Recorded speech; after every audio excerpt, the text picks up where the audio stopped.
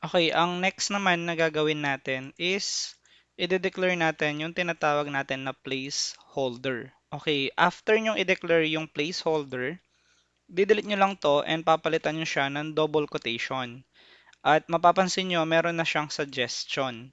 So, kukunin natin yan, enter your full name. So, ang placeholder natin ngayon sa text box ay yung enter your full name. Okay, so let me show you an example of placeholder sa isang text box. So, ito siya. Mapapansin nyo, sa loob ng text box, meron siyang name at example.com.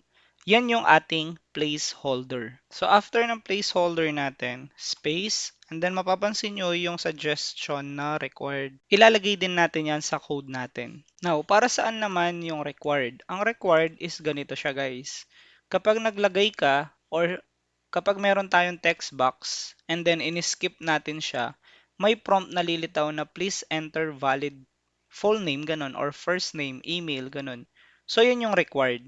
Ibig sabihin, bawal mong i-skip yung text box or text field before ka makapag-submit ng form natin.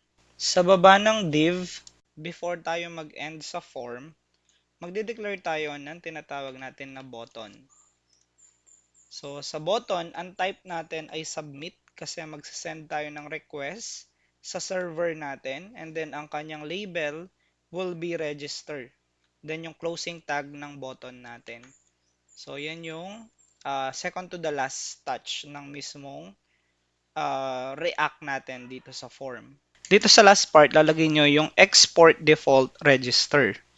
Ang purpose lang naman nito is we will make yung buong file na ito available to other files ng mismong project natin na registration.